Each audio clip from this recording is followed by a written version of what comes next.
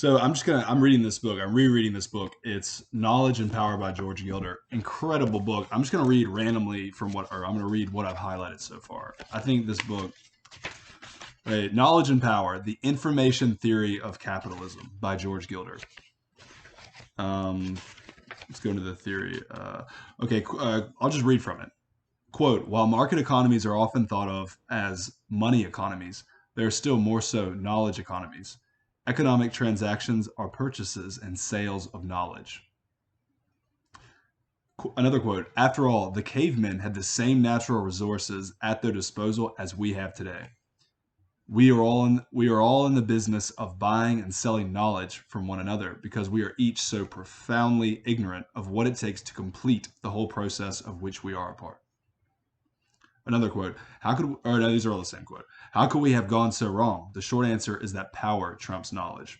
Those are all Thomas Sowell quotes from his book, Knowledge and Decisions. Here's another quote from Gregory Chaitin, Proving Darwin. I'm not really sure who that is. An author, but I'm not familiar with him. Quote, life is plastic, creative, exclamation point.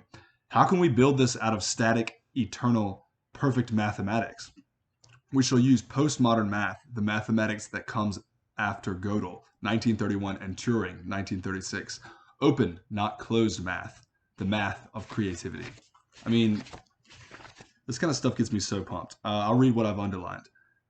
Blah, blah, blah. They're talking about Claude Shannon, the founder of, or the developer of information theory. That is what Shannon might call zero entropy communication. It removes information from the market when I need more and more. Another underlined thing. Beating the market turned out to have nothing to do with trading or the plumbing of Wall Street.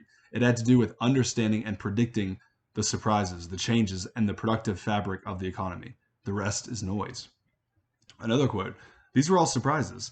He's referring to Wi-Fi and Silicon Valley. These are all surprises. Getting away from the scopes of stock market trading and into the microscopic detail of how technology is changing and its effect on human-machine interfaces and why many existing industries will collapse is the only way to gain real actionable knowledge.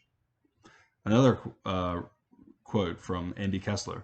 The crucial alpha, the entropy, the signal modulating that linear advance, information light enough to stash away in your bell bag or thumb drive and shape the future, comes from knowledge of the entrepreneurial surprises harbored on the edge of the noise. Incredible book. I really encourage everyone to buy it. Just a few more quotes. This is just the most lackluster video, but I just love this book and I wanted to get something out. This is George Gilder speaking. Yet economics purports to be strangely exempt from this fact of life. From Adam Smith's day to our own, the chief concern of the discipline has been to render economic events unsurprising. Science came to mean the elimination of surprise. What else? Ignored in all this luminous achievement, however, was the one unbridgeable gap between physics and any such science of human behavior, the surprises that arise from free will and human creativity.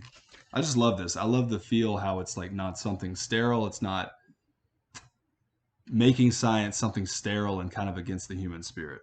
I love that. At the heart of capitalism is the unification of knowledge and power. Because knowledge is dispersed, power must be as well. I became a venture capitalist and deeply engaged myself in studying the dynamics of computer and networking technologies and the theories of information behind them. In the process, I began to see a new way of addressing the issues of economics and surprise. Explicitly focusing on knowledge and power allows us to transcend rancorous charges of socialism and fascism, greed and graft, voodoo economics and trickle-down theory, callous austerity and wanton prodigality, conservative dogmatism and libertarian license. I mean, this guy's an incredible writer as well. We begin with the proposition that capitalism is not chiefly an incentive system, but an information system. I've said that before. We're almost through this chapter. The economy grows not by manipulating greed and fear through bribes and punishment, but by accumulating surprising knowledge through the conduct of the falsifiable experiments of free enterprises. An economy is a noosphere, a mind-based system, and it can revive as quickly as minds and policies can change. Doesn't that fill you with optimism? It does for me. That new economics, the information theory of capitalism, is already at work in disguise, concealed behind an elaborate mathematical... That was lightning. Charleston, South Carolina. We live like right on the Atlantic Ocean, or very close to the Atlantic Ocean. So concealed behind an elaborate mathematical apparatus sequestered by its creators in what is called information technology, the new theory derives the most powerful machines and networks of the era.